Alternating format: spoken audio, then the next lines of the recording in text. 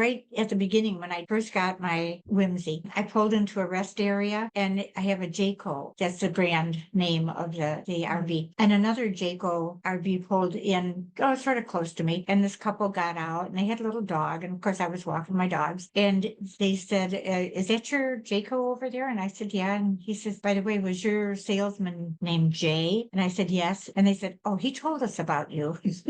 Oh, he had a reputation. Yes, I did. Welcome to Midlife Dialogues, where we talk to people 50 and over who are doing interesting things with their lives. And today we're talking to a mother and daughter. Margie Krogel is the mother and Melanie Murphy is the daughter. So welcome. It's really nice to talk with you both. Yeah. Thanks, Leslie. It's great to be here. Thank Oh, you. you're welcome. I'm interested in hearing your story because I know it's a good one. Do you mind if I ask you both your ages? Yeah, I'm 59. And I'm 88 Where do you both live? in Bradenton, Florida. Yes. So let me see if I understand your story correctly. So Margie, your husband had passed away 9 months earlier when you went to an RV show and bought an RV on a whim. Whimsey is her name, right? Actually, my husband had COPD, and we were talking about an RV motorhome type so that we could travel and he could relax. And that would be one way that we could travel. And then when he died, I continued thinking about an RV. Now, when was that and how old were you at that point when you went to that RV show? 82. I went to Orlando. I went to Disney World to meet Melanie and her husband, Dennis. They were staying there. And on the way back to Bradenton, I passed this RV dealership and they had this cute little trailer there. So I pulled in and I just met this salesman, definitely a very smooth salesman. And I said, possibly how much is the little trailer? And he said, well, that's about $40,000. And it's like, oh. And he said, what would you pull it with? And so I said, well, my Jeep. And he said, oh. So he figured on his telephone, his computer, and said, that Jeep that you have could only pull a trailer with a lawnmower on it. So you would have to get a bigger car to pull the little RV. And he said, well, you really don't want to hook all that up, hook it up to the car and back and forth and all by yourself. And I said, no, not really. He said, you just want to turn the key and go. And I said, oh yeah, right. And he said, well, let me show you some other ones. So he showed me another one. And of course I fell in love with it. So then I just said, okay, I'll think about it. It was like maybe just a week later, they were having an RV show at the convention center here in Bradenton. And I had lunch with my dancing teacher,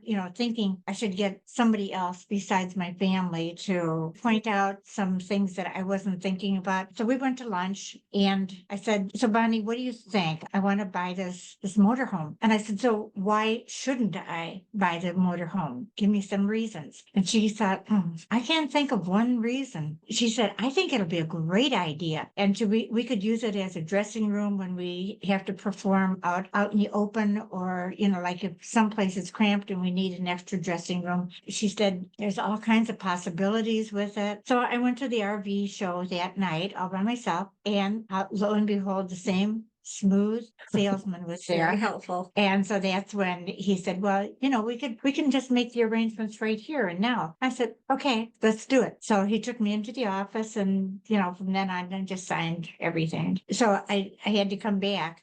They had to, clean it all up or whatever they do. And it was the next morning then that I called my daughter and said, well, I just bought this motorhome last night. And she just like freaked out and said, I did. Yeah. What was your initial reaction when she told you that? I knew she was going to the RV show. So she sent me some pictures from the RV show. And I'm just like, that's nice.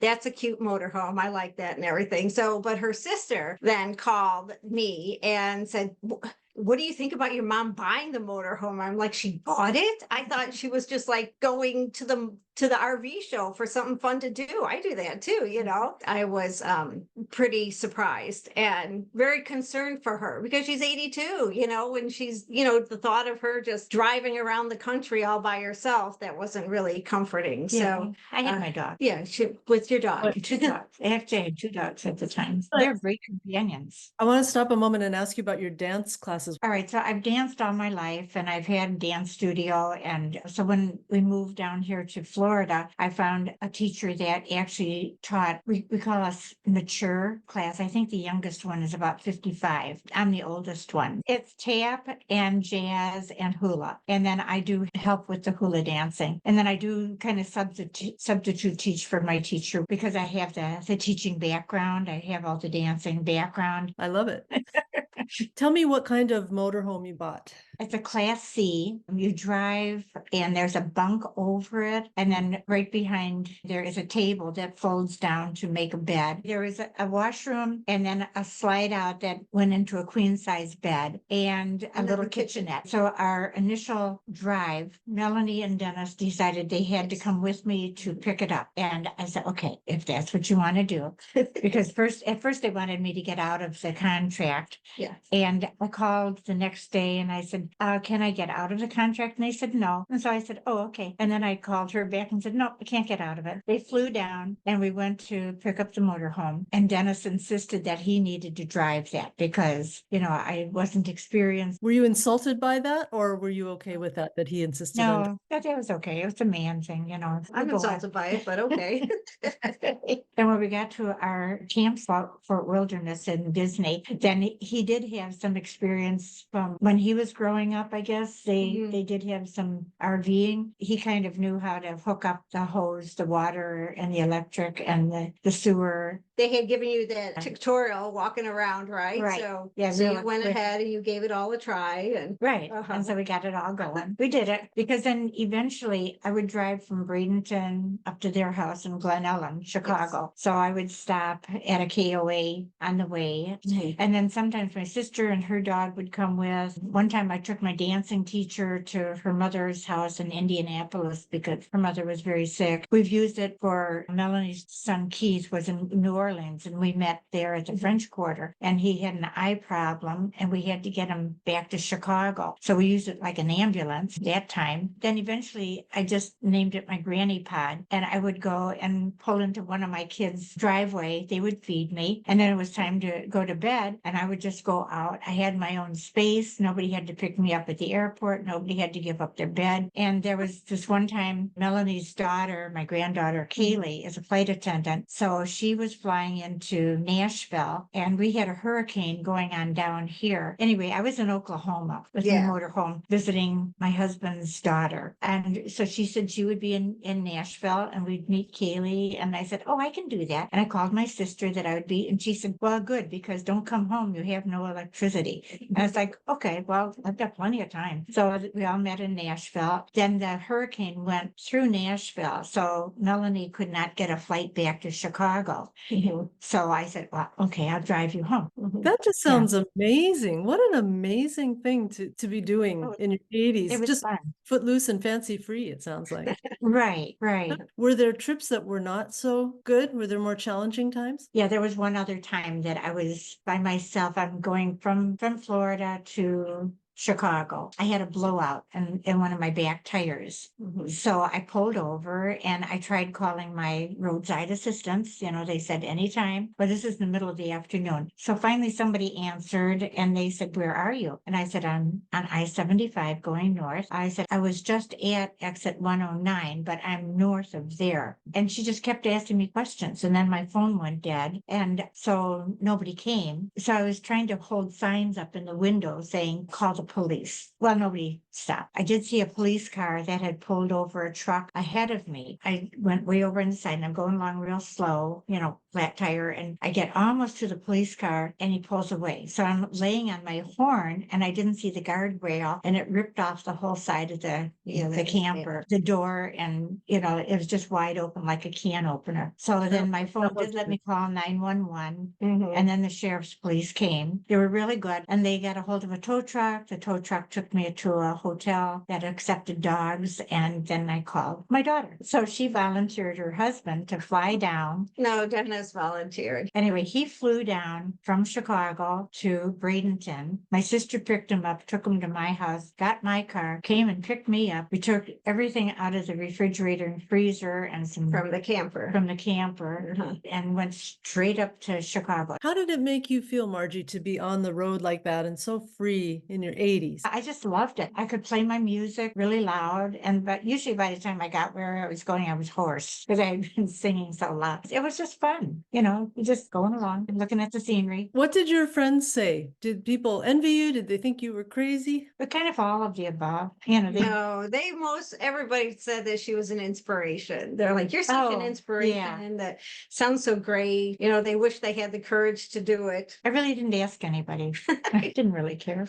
I wasn't looking for approval or disapproval or anything. It's just like, it was a fact. I had my RV and I'm going. Was it easy to do? Was it easy to drive? Were you comfortable? Oh, yeah. It's like a pickup truck. So you're up high enough to see. It was about 22, 23, 4 feet long. So kind of the size of an ambulance, maybe. So I felt very comfortable in it. It didn't bother me at all. In fact, I liked it because I could see. Yeah. And it was easy to turn, back up. I could back up pretty well. You're inspiring me. You are an inspiration. I'm thinking, gosh, when can I get out there and get my RV? Yeah. What about the people you met along the way? Were you always comfortable? Was there any fear, any problems? The only time I did have a little problem, not a problem at all, but had any kind of reaction, the dogs needed to get out and take a walk. And so I pulled into this kind of vacant parking lot. It was vacant. There wasn't anything else around. And then I took them out and I walked them. Murray didn't want to come out. So I was out there with Lulu. And all of a sudden this man started coming towards me. And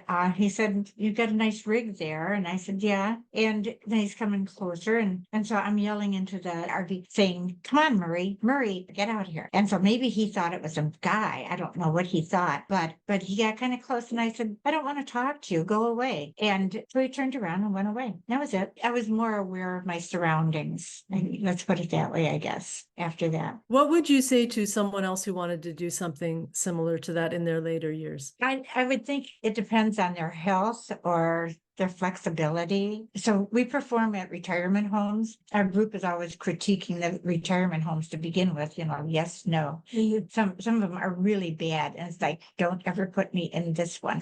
And but the people we're performing for are the age that us dancers are. And I've gone up, afterwards we go out to the audience and say, "Thank you for being such a good audience," and just try to talk to them. So many people don't get touched or talked to or anything, and they don't have visitors. And so when we come in with our glitter and our music, and it kind of brightens up their day. And the last one I was just at, there was a lady in a wheelchair and I guess her daughter, and she's going, "Oh, my mother really enjoyed your performance." And, and thank you. And it was very nice. And she says, she's 82. And I said, "I'm 88. And she goes, "What?" I said, "Yeah, I'm 88. And she said, "Can I have a picture of you?" So she and I stood together and they took my picture. Would you recommend someone else in their 80s to go out and get an RV and go trek around the country like you've done? Well, if they're interested, I say, sure, do it. Yeah. Because in the campsites, if you do have a little problem, you can go to the office. They can send somebody out to help you. Sometimes the campsite next to you will have somebody that's friendly that'll come over and help with, I don't know, whatever. Melanie, what would you say to somebody in their 80s who wanted to go do this? Is it something you'd recommend from having seen your mom do it? And I have been very proud of her that she's been able to handle it, and she enjoys driving it, and she hooks everything up. You certainly have to be prepared. She had to make sure you had all the insurance and all the roadside assistance, and got a good charger for your phone, and had to teach her how to use a GPS. So, but yeah, she's certainly adventurous, and there's no reason not to. Okay, so now that Melanie and Dennis have come down, they bought my house from me. Basically now it's their house, which enabled me to pay off my mortgage on my RV and my house. So we have traded my Whimsey in on their new we did buy a bigger one now. Yeah, Yes. but then I just go with them now. So we're still traveling. In fact, we just went to Marco Island this last weekend, but they're going to St. Augustine next weekend, and I'm going with them to Disney the weekend after that. You guys are amazing. What a fun life you are living. I just love it. Yeah. It's fun. We're It having is. a lot of fun with it. Yeah, Right, definitely. right. Made a lot of great memories. Yeah, Oh, my we're gosh, looking yeah. forward to making a lot more. Oh, we're going Yeah. to Tennessee in July. Right. Yeah. And family reunion in June Yeah, up in that's right. Illinois. Mhm. Well, this is just wonderful. Thank you so much, Margie and Melanie. I really enjoyed talking to you about this. And I want to thank everyone else for watching Midlife Dialogues. Watch for part 2 with these two coming up, where we will talk about what it means to really embrace your life, no matter your age. Thank you. Yeah, Thank you. thanks.